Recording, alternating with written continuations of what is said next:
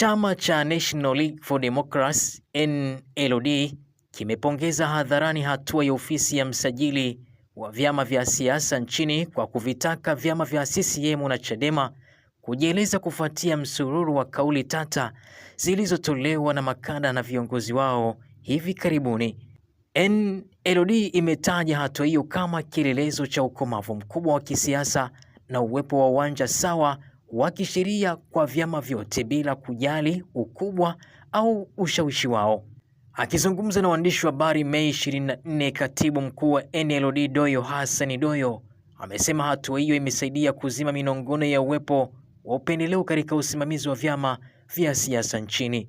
Doyo amebainisha kuwa kuandikwa barua kwa vyama hivyo viwili vikubwa, chama tawala na chama kikuu cha upinzani, kunatoa ujumbe mzito kwa wanasiasa wote nchini. Kimnukuu, Doyo amesema, tumeona msajili amewachukulia hatua Chadema kwa kuandikia barua ili wajieleze kutokana na makosa yanayowakabili, lakini kikubwa zaidi na chenye kuleta matumaini, tumeona msajili akichukua hatua kama hizo kwa Chama cha Mapinduzi CCM ili nao wajieleze kutokana na matamshi ya kada wao.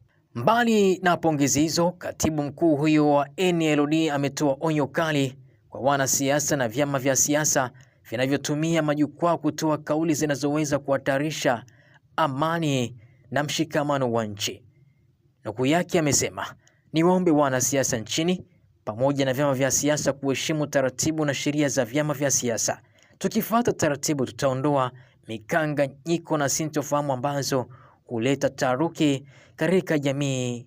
Kutoka hapa katika ukumbi wa Five Brothers Entertainment, langu mimi naitwa Nasir bin Nasir, ya kubakia nami.